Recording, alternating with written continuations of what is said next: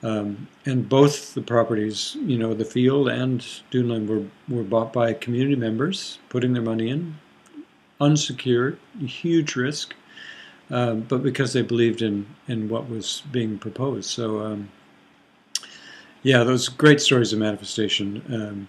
And the Wilkies was, this 180,000. After about 5 months, we had, I think it was about 65,000 pledged. And I was about to go off. I had just met Samantha and was about to go off to visit her in Australia when Joan Wilmot rang up and said, "Oh, I've got a friend who's interested in the project, in Duneland. Would you talk to her? Just I can send her over. She's here now." I said, "Sure. Yeah, I'm leaving for Australia tomorrow, but I'll have a cup of tea or whatever, and we'll talk it over." So I gave my spiel, and she said, "Oh, yeah, that all sounds really good." And she actually knew quite a lot about the property and the rare nature of the dune system. She was aware of that. Anyway, at the end of the kind of, sort of my spiel and a bit of chat, she said, "Well, how much do you need?" And I said, "Well, we've got another month. We had 6 months to raise the money, but we need, like 115,000." And I'd kind of already given up, thinking, we're not going to get it. We've had the word out for a while now. And she said, yeah, I can do that. So at that point, I kind of sat down and, it was like, oh my God, it's really happening. And it happened. So, that was great, kind of another Peter Caddy type story of, all the early days, the manifestations. And again, it's the timing. Like I'd known that property needed to come to us at some point, sort of 15 years earlier. But it just took waiting until the right time before it happened. And now it's great to see the co-housing project going ahead, and Jonathan and the Duneland team have done a fabulous job. So it was exciting to see that happening.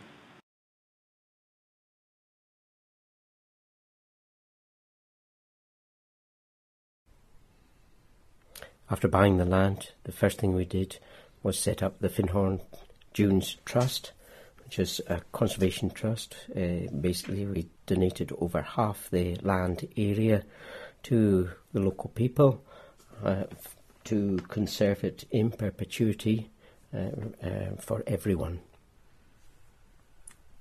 By donating the land in this way, we also realised that we would need to do something with the remaining land, and there would be some building at some time in the future, really to be able to pay back the generosity of the people that had been involved as shareholders.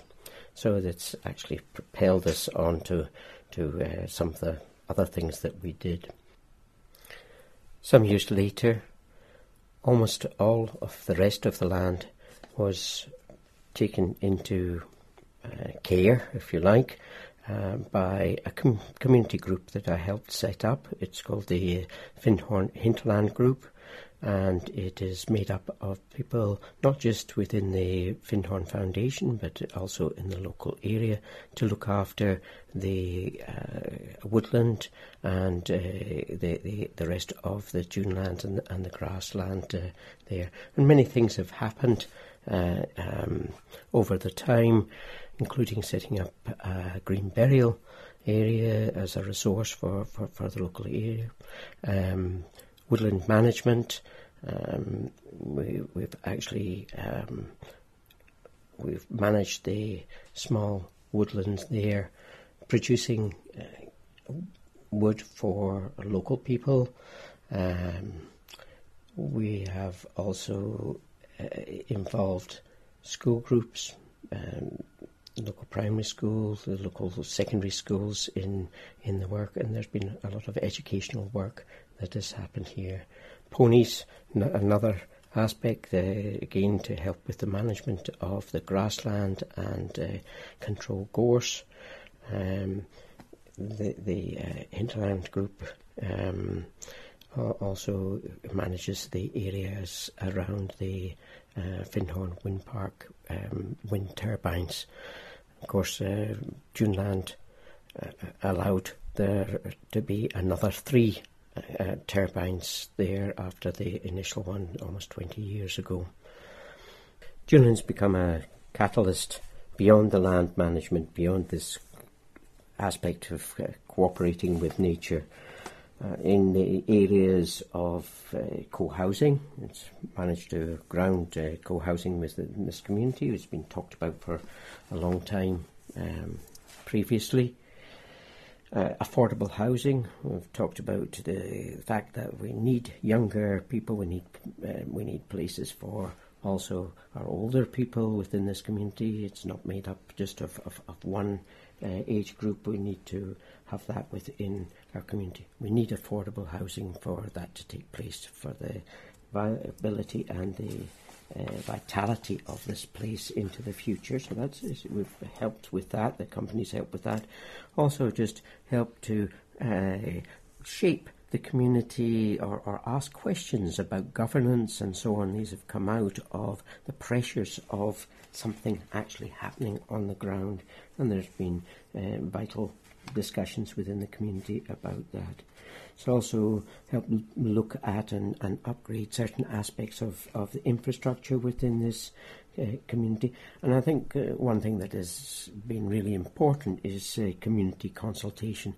Before we even started on the ground, there was approximately 2 years listening to the land, where we got stakeholders together. We were involved in community meetings. We were involved in a lot of discussion before anything happened on the land here. With the 25 houses of East Winds, we've gone up, turning the spiral as far as housing goes here at the park. We've tried to get some economies of scale. Of course, we've increased the ecological spec there. We've also had to come up with some new financial models, with more collaborative, because there's no bank finance that has been involved, and we've also got some shared resources involved in that. So it's really exciting to see that happen, and we wish you to get involved and share the vision and the dreams that will and help us manifest even more in the future.